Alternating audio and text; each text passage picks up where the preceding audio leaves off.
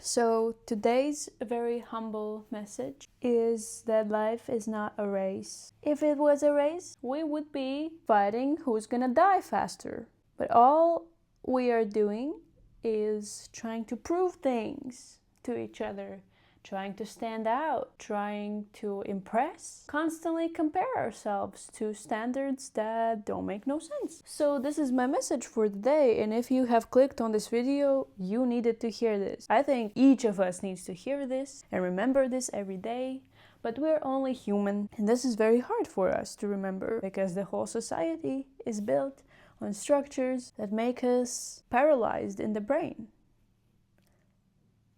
If life was a race, we would all be trying to die. Who's gonna be the first? Who's gonna die? We just end up doing what most of the herd is doing. And for a long time, I thought that it is a bad thing to follow the herd. To be fair, I want to be a part of the herd. I want to be a white sheep because it feels like, well, at least the environment that I have grown up in, it feels like being a white sheep is something that is frowned upon. That is something that should never happen, and you're guilty if you become a white sheep. So I've been trying to be the black sheep my whole life. Not just because of this, but also because I've always felt like one. And the truth is, we all want to be a part of something. Because humans are social animals. We're like ants, okay? We're just like ants. And we don't realize that because we have been taught to forget about it. And nowadays, what we have going on in our society is a very individual-based structures. Like, you are your own individual person and you must have your own thing going on.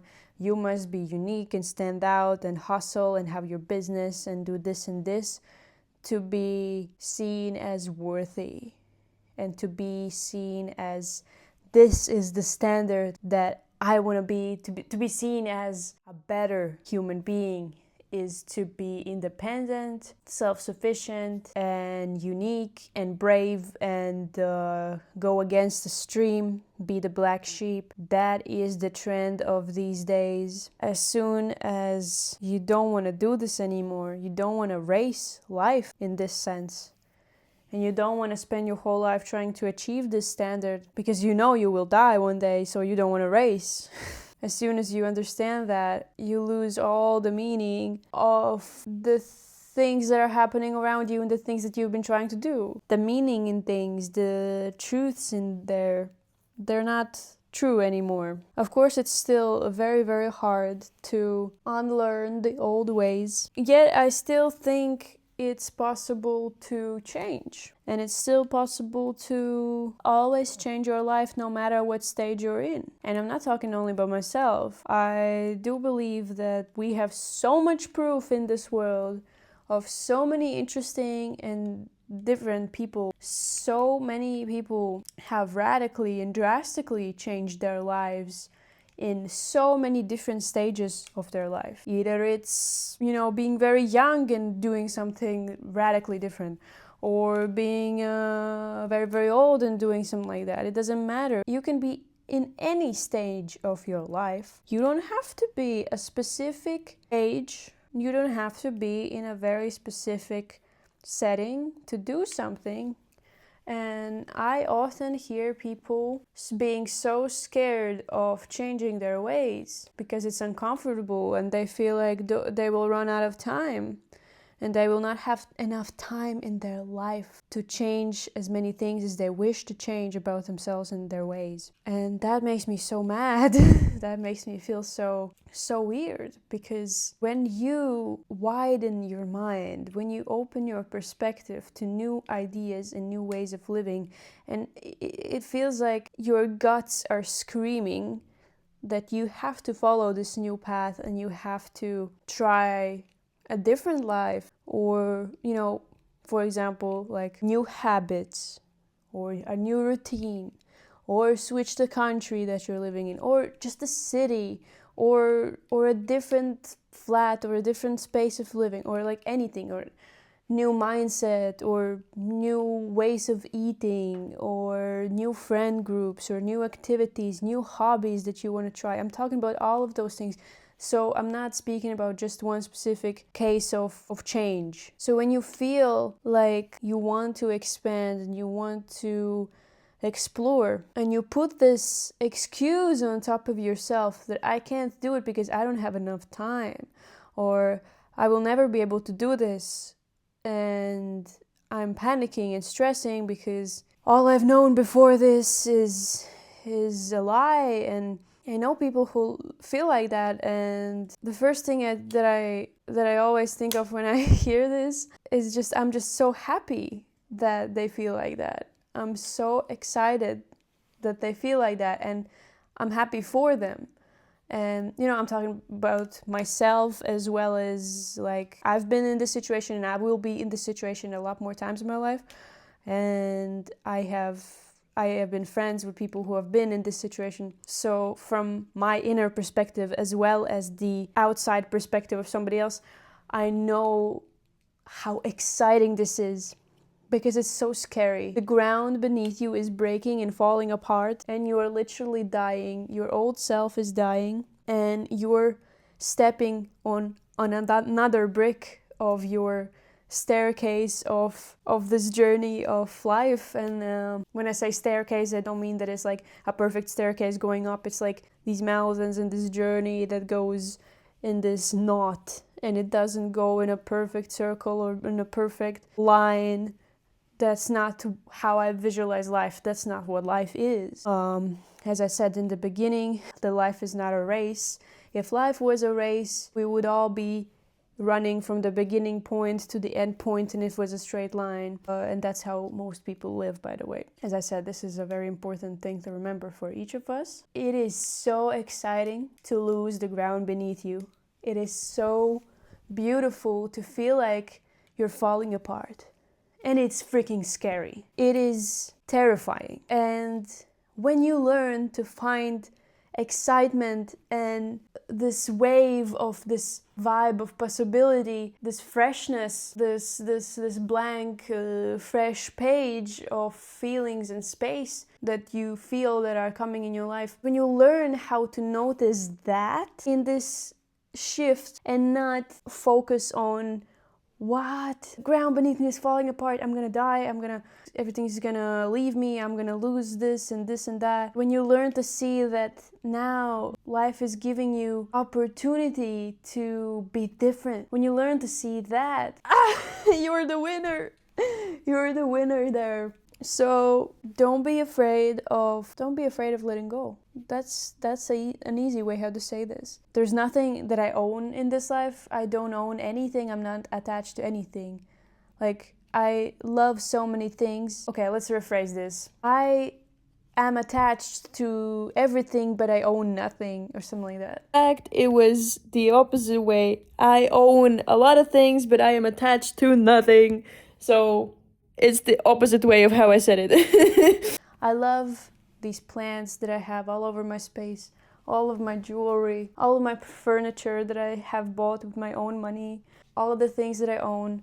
I don't own that many things, but I am not attached to any of them, and I could give them away in a heartbeat. I could sell them tomorrow or today even, and I wouldn't cry over it.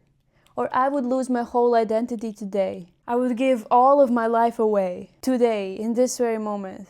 All that I've built, all that I've done in my life.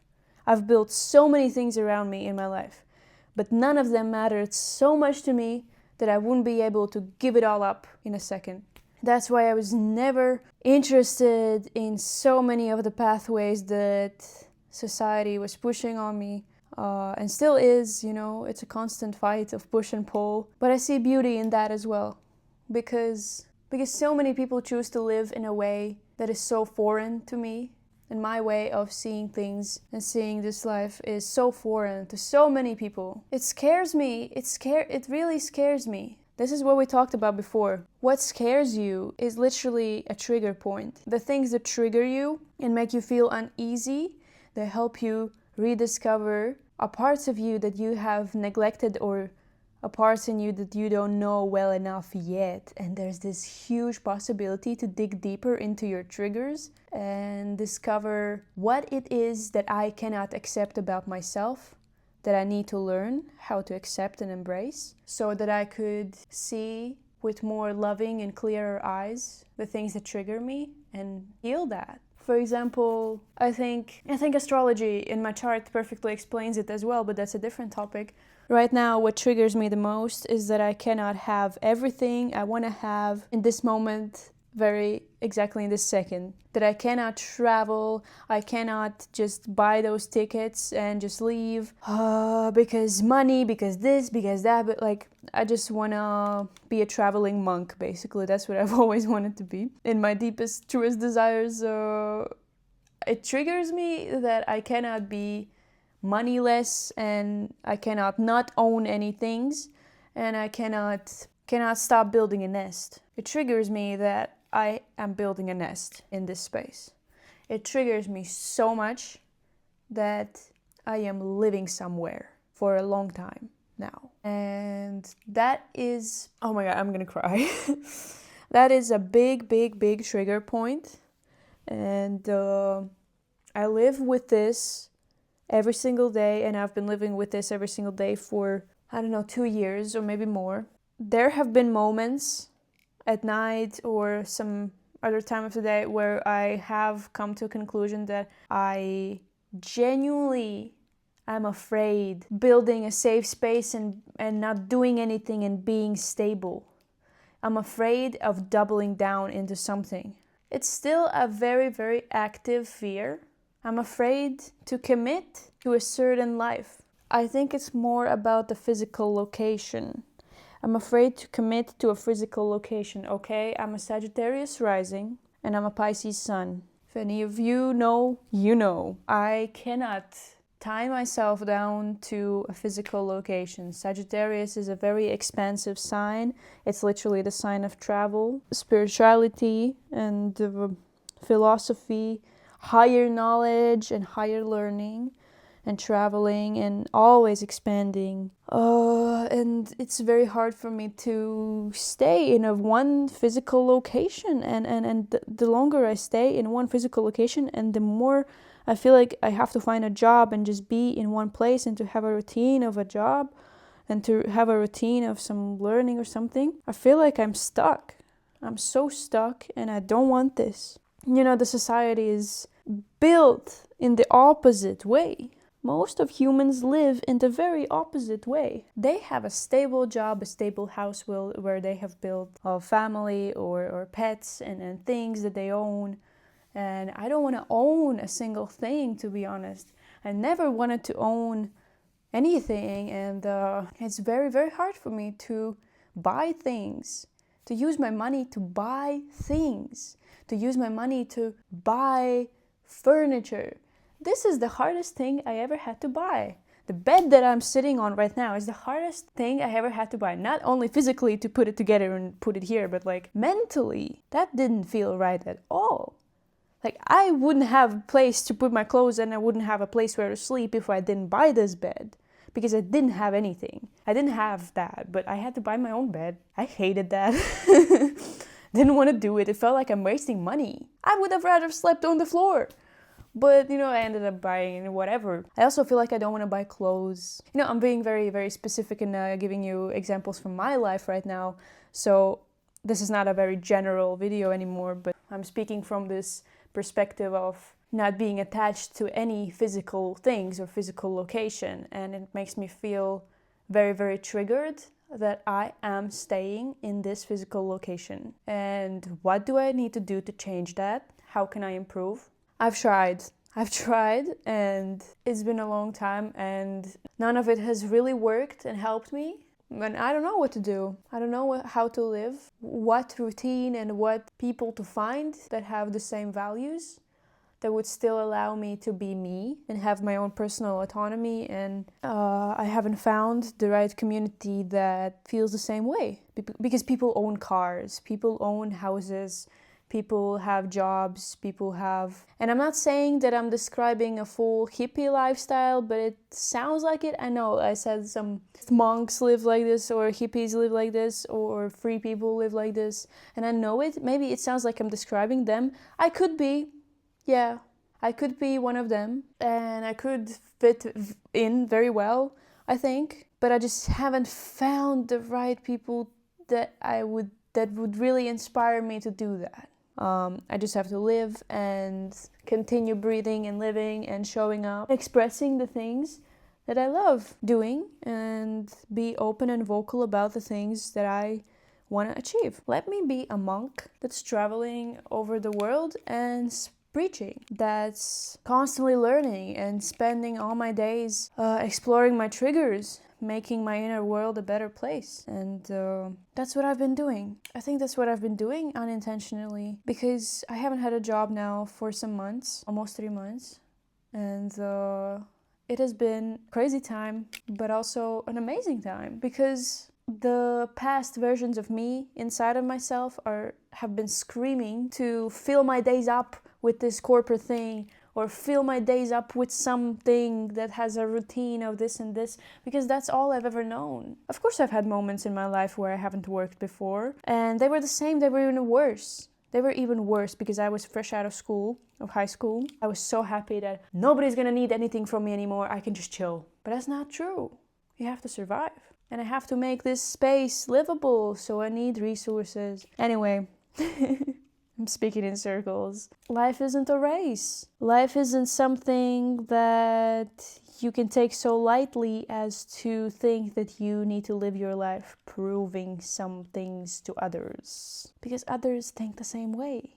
They live for the approval of others. My boss wanted me to be like this, so I live like this, and I got this promotion. But is it the thing that I really want? And when you really question everything like that, realize that you don't need anything. You don't need a job. You don't need a flat. You don't need anything. But of course you need something, because you have to make your physical needs be fulfilled. But when you think in this existential way, you detach from absolutely everything in your life, and you become so free that you don't care that anything bad happens to you, or the people do anything bad to you, or you don't get triggered anymore. And that's how you heal, and that's how you grow, because you understand where the triggers come from, that they are a part of you, hasn't been seen, touched, or healed, or talked about, and that you haven't explored all of your faces, and you haven't explored all of you. And when you do, when you start to unravel and make those knots less tight, and then you start to see the ends, where and why did this happen, it's so addicting, because it rewards you. Well, at least I'm talking about myself. But it is rewarding, and it is worth it, because it's messy and it's beautiful. It's messy, yet it's gorgeous. It's so fulfilling and rewarding to work with your own fears and triggers. So thank you everyone for coming along. Remember that as long as you are alive, and as long as you are breathing, you are enough, and you have the time, and you have enough time right now, and you are exactly perfectly ready to change and to explore a different way of living. No matter what it is that you want to do, you always have the time and the chance, as long as you are alive and here and healthy. And after watching this video, if there's one thing that you can do, one thing that you can take away from this, is to act despite of the fear in you. Yes, there are so many fears. Yes, there are so many obstacles in you to do something. But when you act despite of the fear, when you still do something despite of the fear, you discover that there was never really a point of the fear to be there in the first place, because the things turn out to be far more better and complex and interesting and crazy and insane than you ever thought. And you were afraid of the wrong things. So that was a trigger point in you that your mind created for yourself. And most of the human suffering comes from your brain. So there you have it. Therefore, with time, you can learn to not be attached to your brain even. You can learn how not to be attached to your brain. You can learn how to see yourself as separate from the brain. When you separate yourself from your brain, that is another level of life, I think personally, because you see your thoughts as not yourself. Your thoughts are not you. Your thoughts can be manipulated, they can be created or destroyed or changed in any second, because thoughts create reality. Your mind literally creates reality. That is another topic. But when you start to live from this knowledge, from this wisdom, when you arrive there, I guarantee you your quality of life is different, because each day is a new gift, and each thought is a chance to change and improve. And each of your impulses you can transform into a thought in your mind that benefits you and not destroys you. Because when you separate your mind from yourself, you see the mind as a tool, okay? So I think I'm gonna end this video finally. To any of you who are watching this till the end, always, thank you so much, because if I helped at least one person from posting this video, my mission here is done. I have served my purpose. If at least one person needed to hear this and agreed to something in this video, and if that inspired you to change something or think about something, then I have done my job. Thank you all. Please comment down below your input in all of this, or anything you want to say. I always appreciate your comments. I read everything. Just stay safe and be yourself, and don't be afraid, okay?